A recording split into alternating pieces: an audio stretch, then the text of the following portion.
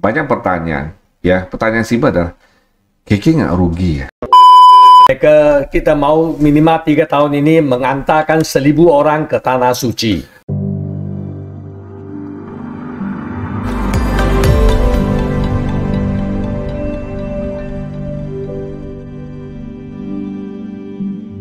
Terima kasih Miso sudah meluangkan waktu ke sini, ya. Dan Happy New Year. Happy New Year. Happy Anniversary yang ke-24 untuk KK Indonesia. Ya, terima kasih. Ya, oke. 24 tahun Miso KK Indonesia. Gimana kesannya Miso? Ya, satu perjalanan yang tidak mudah, penuh dengan jatuh bangun, luka dengan luka. Tapi saya merasa bersyukur sekali kita bisa jalan sampai ke saat ini. Ya, selalu ada pepatah mengatakan untuk perjalanan kalau mau cepat, satu orang itu yang boleh lakukan. Tapi untuk perjalanan yang lebih jauh dan lebih mantap membutuhkan sebuah tim. Ya, tim lah yang membolehkan semua itu terjadi sampai saat ini. Selama 24 tahun, masa-masa yang paling sulit ada nggak sih? Atau nggak ada aja? Ya, masa-masa sulit pasti ada ya, tapi tahapan itu berbeda-beda. Ya, mungkin masa yang paling sulit bagi saya adalah awal-awal berdirinya KK Indonesia. Tahapan adalah tahap 5 tahun yang pertama. Di mana pada waktu itu krisis ataupun moneter Asia baru selesai. Kita berdiri pada tanggal 8 Januari 99. So kestabilan ekonomi belum ada. Dan kita juga dibatasi dengan dana yang kita invest dan internasional. So kita harus menggunakan dana ini untuk dana yang kepepet untuk menggunakan dengan sebaik-baiknya. So itulah membuat kita harus hati-hati. So waktu itu omset belum stabil lagi, networking belum besar. Itu tantangan besar sekali. Itu tantangan besar. Dibandingkan sekarang? Ya, sangat berbeda ya. Dibanding sekarang tantangannya berbeda adalah kita ada cukup dana, tapi bagaimana kita mau mengadakan lebih banyak infrastruktur, lebih banyak campaign, promo untuk membesarkan lagi bisnis ini ke level yang lebih tinggi. Tantangan berbeda, betul. Kita bicara saat ini banyak sekali orang bicara tentang resesi, ya, inflasi, resesi dan sebagainya. Bagaimana Miso melihat kondisi forecast prospek bisnis direct selling 2023? Memang semua orang ahli ekonomi mengatakan tahun ini ya 2023 akan menghadapi resesi global. Dan IMF sendiri juga meramalkan bahawa sepertiga dari negara di dunia akan mengalami resesi. Ya, tapi sangat beruntung sekali Indonesia dia tidak, bagi saya dia akan mengalami satu period di mana ekonomi akan perlahan slow down. Tapi masih ada 4-5% pertumbuhan. So kita masih beruntung sekali karena kita masih ada grow. Negara lain mungkin negatif ya. Amerika mungkin hampir 1% saja. Tetap kita bisa 4-5%. So resesi secara keseluruhan di Indonesia bagi saya tidak akan terjadi. Tetapi inflasi memang akan terjadi dan sedikit perlahannya pertumbuhan ekonomi mungkin akan terjadi. Saat ini kan banyak sekali informasi-informasi ya. Kita bisa dapat di internet, bisa di sosial media dan lain sebagainya. Dan banyak sekali peluang-peluang yang ada. Bagaimana Miso melihat peluang direct selling khususnya? Ya, peluang direct selling selalu ada ya, karena direct selling adalah salah satu solusi untuk masyarakat saat ini untuk menambahkan penghasilan mereka. So bagi saya prospek dia sangat bagus di Indonesia. Yang pertama, kita menawarkan satu lowongan pekerjaan tambahan. Lowongan pekerjaan. Additional income kepada mereka yang ingin memulai sesuatu bisnis atau pekerjaan ya. Yang kedua, ini satu peluang di mana dia bisa menjanjikan sesuatu work-life balance, keseimbang daripada kerja dengan hidup. Dan zaman sekarang banyak anak muda khususnya mereka mau bukan seperti zaman dahulu kerja. Mereka mau kerja healing begitu, holiday ya. So ini sangat cocok untuk mereka. Bagi saya ini satu peluang yang bagus untuk melatih banyak anak-anak muda menjadi seorang wirausaha. Sesuai dengan tren. Ya. Budaya pola saat ini. Betul. Tapi dia harus bergabung dengan sebuah perusahaan yang bertanggung jawab, memberi visi dan juga mempunyai satu seri pelatihan yang bagus untuk melatih mereka. Mempunyai right mindset untuk menjalankan bisnis. Artinya perlu memilih perusahaan yang tepat. Betul. Punya mentor yang tepat. Ya. Ya, dengan tentu saja punya program yang bagus. Ya, bagus. Kayak Indonesia. Ya. Oke. Kita bicara direct selling, tentu kita tahu ini prospeknya bagus. Tapi tantangannya banyak, misal. Beda sekali dengan konvensional. Ya, bagaimana caranya mensikapi ya dalam menjalankan direct selling supaya tahun ini bisa lebih better dibandingkan tahun sebelumnya. Karena kita tahu direct selling beda ya. Om bos, sendiri jadi bos. Artinya tidak ada ikatan dan lain sebagainya. Sebenarnya bagaimana sih mensikapi tantangan-tantangan yang akan dihadapi seorang member ketika menjalankan sebuah direct selling? Saya ingat yang pertama kita harus selalu mempunyai sikap positif ya. Sikap positif untuk melihat apa yang terjadi di lingkungan bisnis dan kehidupan kita. Selagi sebagai seorang pebisnis pasti ada ujian dan tantangan. Itu sudah ada, pasti ada. Kita harus siap untuk menghadapi segala ujian itu. Ya. Yang kedua, harus kita bawa perubahan itu sering akan terjadi di lingkungan bisnis khususnya sekarang. Sangat cepat perubahannya. So dia harus bersikap lebih adaptif. Adaptif untuk lebih inovatif menghadapi segala perubahan. Dan sekarang kita tahu bahawa kita sudah masuk ke zaman era digital. So cara tradisional menggunakan offline harus kita belajar untuk shift ke online. Bagaimana menggunakan online untuk membuka lebih banyak channel, mendekati calon-calon distributor dan calon-calon konsumen kita. Ya, itu harus satu tantangan yang harus kita pelajari. Ya, bagi mereka yang sudah biasa dengan offline, sekarang mereka harus belajar untuk online. Ya, selagi ada online, bagaimana market kita besar, one to many, di mana kita bisa menghadapi satu pilihan yang lebih luas. Lalu mereka mungkin hanya mau sponsor orang hanya satu kota di mereka tinggal. Sekarang melalui sosial media dengan internet, digital, mereka bisa sampai ke seluruh pelosok Indonesia, bahkan ke luar negara. Itu kan sesuatu yang bagus sekali. Ya, tantangan dia ada tak? Memang ada ya. Direct selling kita menghadapi tantangan lah di marketplace ya. Marketplace di mana banyak orang suka membeli sesuatu, mereka cek dulu di marketplace. So dahulu mereka bisa langsung lah di teman, sekarang mereka mungkin tidak. Ada banyak pilihan. Ya, itu maka bagaimana kita membeli informasi yang tepat, servis yang bagus kepada calon distributor, calon konsumen kita. Itu mainkan peran yang sangat penting. Artinya kita tidak usah terlalu khawatir orang akan belanja di marketplace selagi kita memberikan pelayanan yang baik, edukasi yang tepat gitu ya. So personal touch dengan high service, high values itu harus kita tekankan. Kalau kita bicara direct selling, artinya menurut Miso, ada nggak sih skill-skill yang wajib ya, istilahnya yang wajib dimiliki seorang member supaya bisa survive, bukan hanya survive tapi bisa meraih sukses di dunia direct selling? Skill apa sih menurut Miso yang sangat penting? Sebenarnya mindset itu lebih penting lah, skill set ya. Mindset dulu ya. Mindset.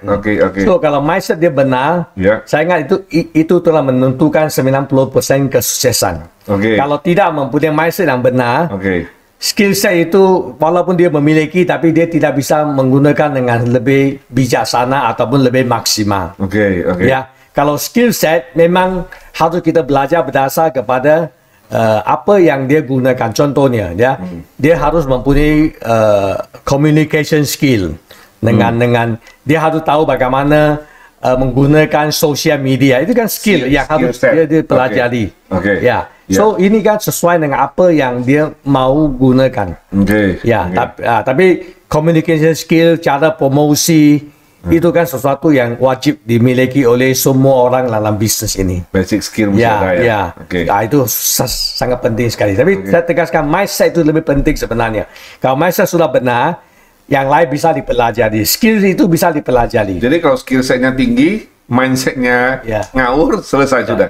Bagi saya itu akan kurang berhasil. Kalau mindset sudah benar, yang lain hanya pelajari saja, Pak. Skill hanya bisa pelajari. Kalau kita bicara skill set tentang komunikasi, tentang presentasi, dan lain sebagainya.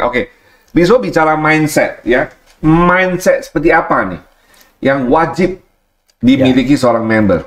Sebenarnya mindset, ya, kita sebagai seorang pelaku di direct selling, kita selalu menganggapkan dia adalah bos. Dia adalah seorang entrepreneur. So mindset dia adalah apa? Dia adalah yang 100% bertanggung jawab kepada prestasinya dan kesuksesan dia. Jadi itu mindset pertama. Dia yang bertanggung jawab.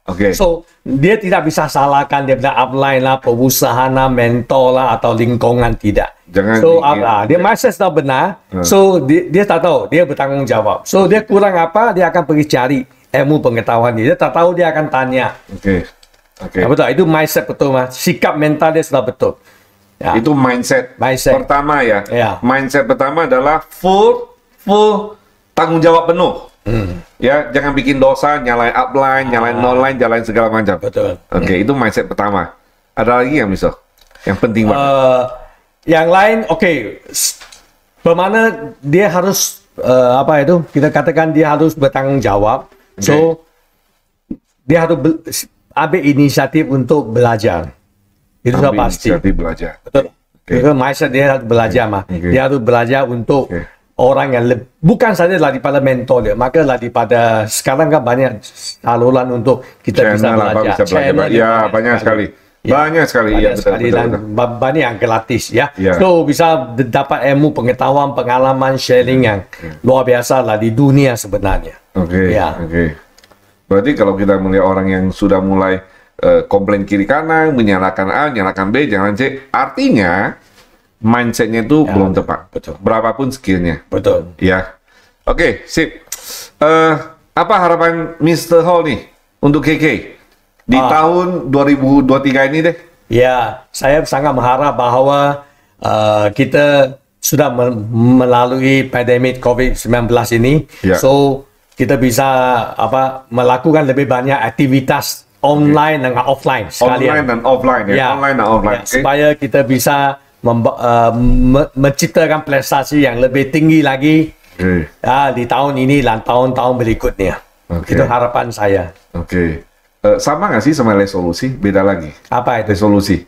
Apa resolusi pribadi Miso untuk 2023? KK Kalau Indonesia. untuk KK Indonesia tahun ini dan tahun ke depan, 3 tahun ke depan ini kita ada satu agenda lah yang kita di bawah Go 1% adalah one commitment, 1 juta harapan.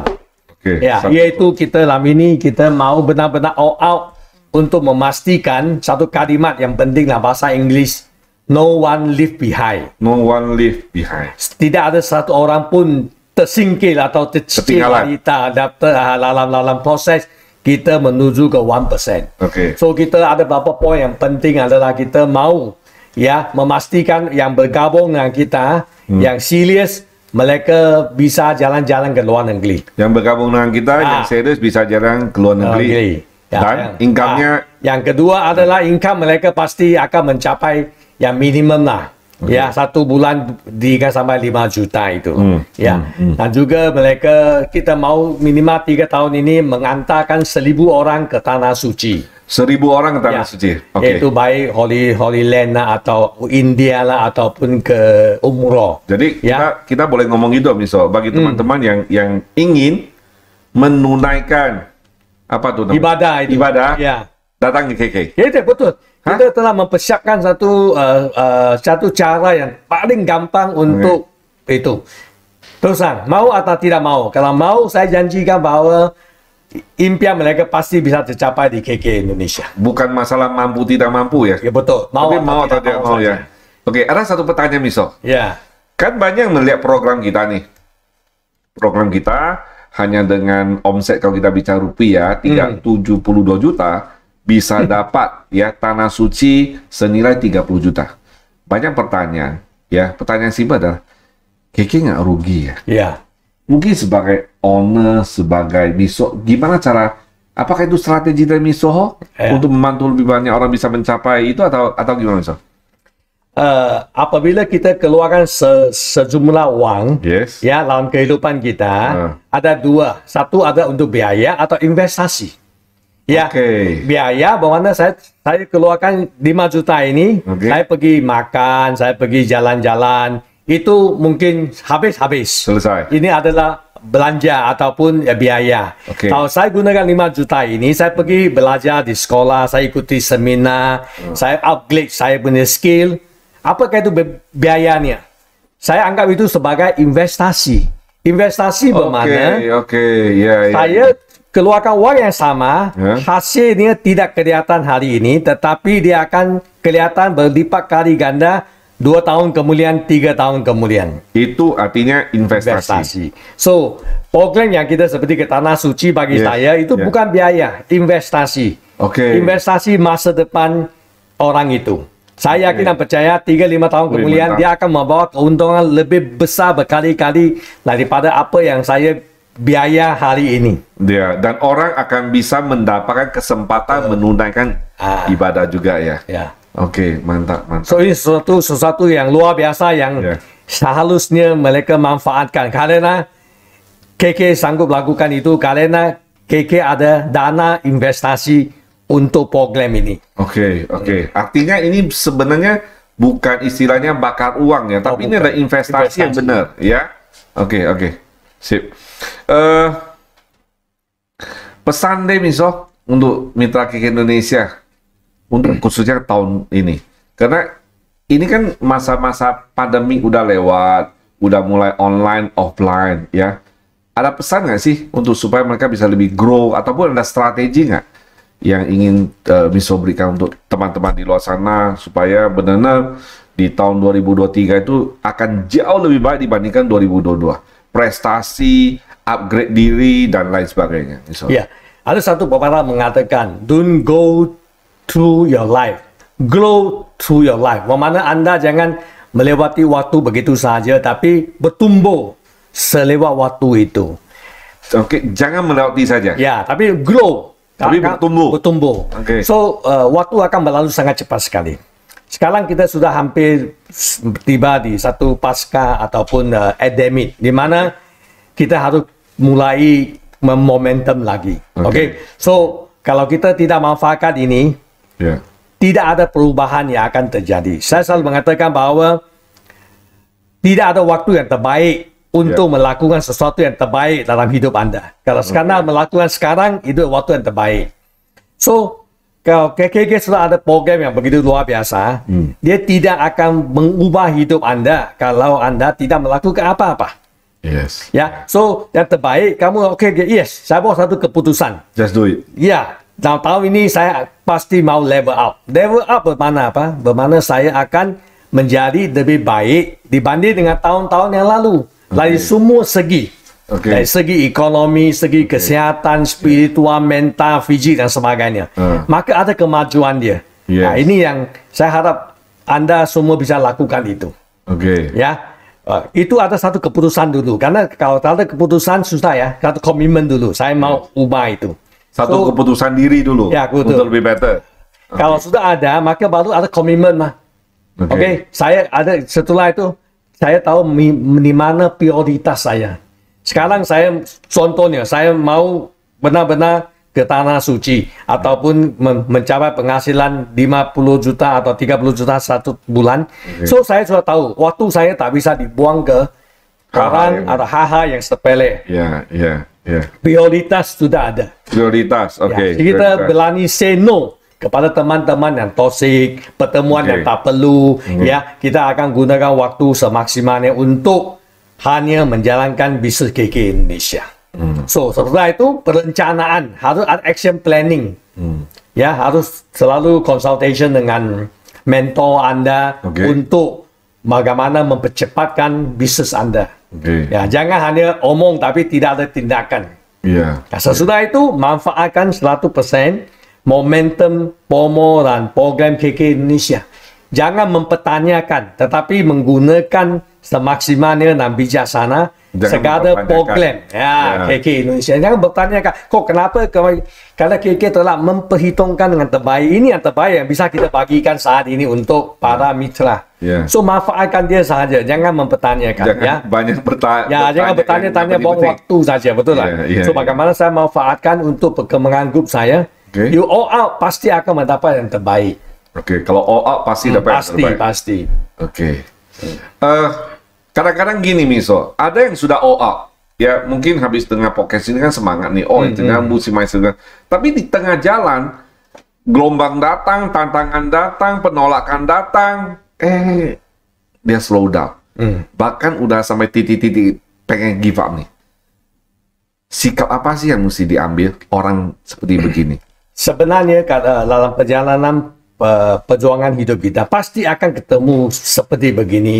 Ada masalah, jadi penolakan pasti terjadi. Bukan hal yang memang harus ada. Aneh, pasti ada. Tapi sewaktu kita down, apa yang harus kita lakukan? Bukan membiarkan down itu panjang. So kita down, kita bisa apa? Kita bisa membaca buku, mendengar CD, menonton sesuatu yang lebih positif supaya kita bangkitkan.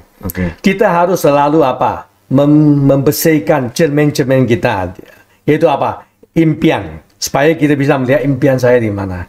So, menggunakan impian sebagai satu dorongan supaya kita booster bangkit kembali.